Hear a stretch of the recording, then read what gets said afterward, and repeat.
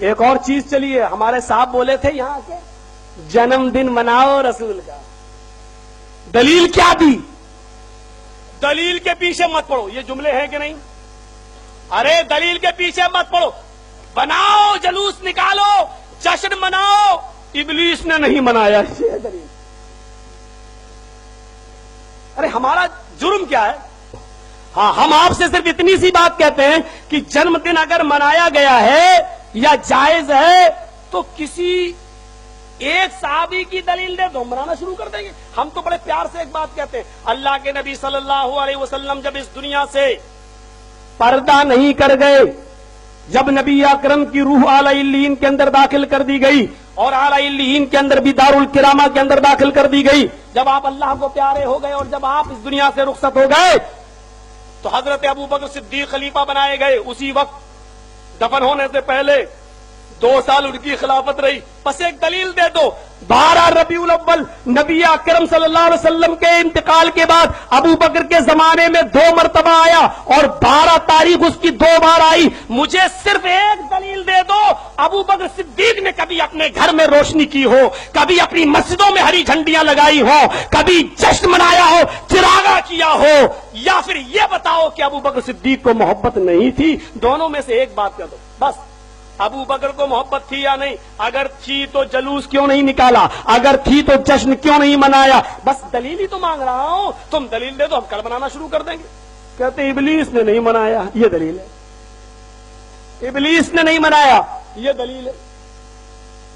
میرے بھائیو، حضرت عمر فاروق کا زمانہ آیا، انہوں نے 10 سال خلافت کی، 10 سال تک خلافت کی حضرت ابو بکر صدیق رضی اللہ تعالی، حضرت عمر فاروق رضی اللہ تعالیٰ عنہ نے 10 سال میں 10 مرتبہ 12 تاریخ آئی ربیع الاول کی، 12 تاریخ آئی۔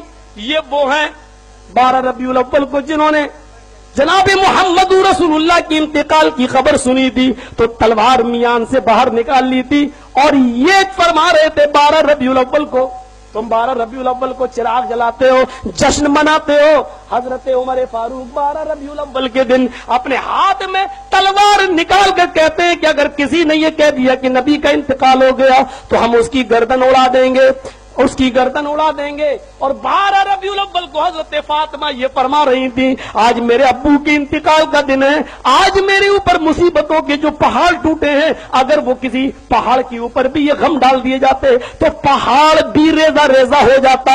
حضرت فاطمہ فرما رہی ہے، میرے ابو کے انتقال کے بعد میرے اوپر اتنی مصیبتیں آئیں کہ اگر وہ مصیبتیں کسی رات دن کے اوپر ڈال دی جاتی تو وہ دن بھی رات میں بدل جاتے۔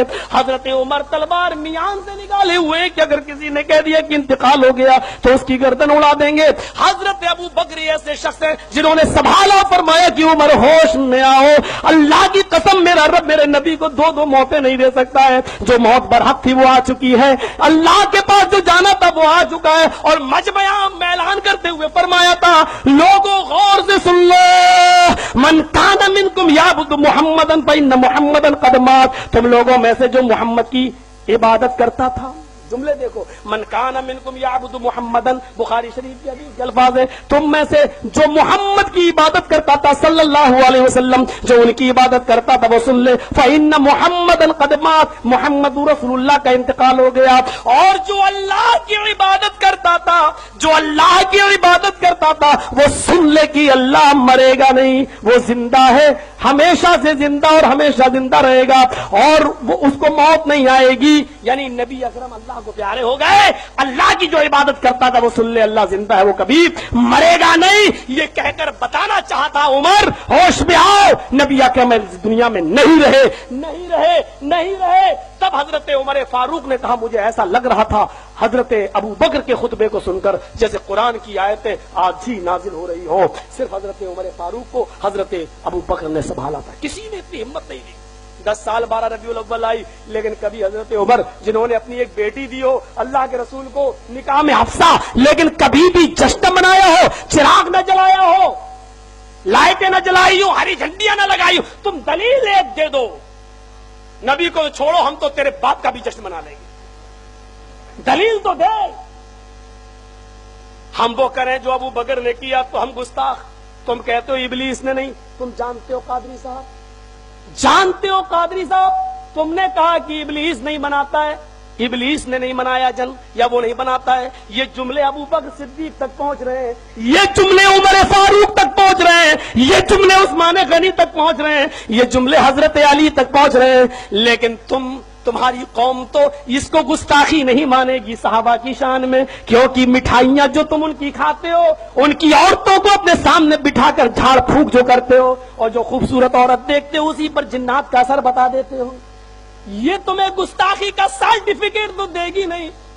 तुम्हें मालूम नहीं है, तुम्हें मालूम नहीं है, तुम ये कहते हो कि इबलीस ने नहीं बनाया। मैं तुम्हें बताता हूं, अबू बकर ने भी नहीं बनाया, उमर फारूक ने भी नहीं बनाया, हजरत उस्मान 12 साल खलीफा रहे, 12 साल में 12 मरतबा रबीउल अव्वल की 12 तारीख आई, लेकिन हजरत उस्मान ने कभी जश्न नहीं मनाया, कभी ईद मिलादुन नबी का जुलूस नहीं निकाला। तुम कहते हो इबलीस ने नहीं मनाया, ये जुमले उस्मान गनी तक पहुंच रहे हैं, तुम्हें नहीं मालूम तुम सहाबियों की शान में जोश में कितनी गुस्ताखी कर जाते हो। लेकिन यही बात अगर हम कह दें तो हम सहाबा के शान में गुस्ताखी करने वाले हो जाएंगे, हम रसूल के मुनकिर हो जाएंगे।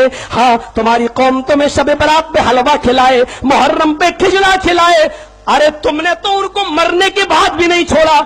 तीजा खा जाओ मरने के बाद, फिर 10वां खा जाओ मरने के बाद, अब कहने लगे 20वां भी खिलाओ। जो कौम 20वें के बाद 40वां भी खा लेती हो, और अब कहने लगे बरसी खिलाओ, तो ये कौम तुम्हें गुस्ताखी का सर्टिफिकेट कैसे देगी?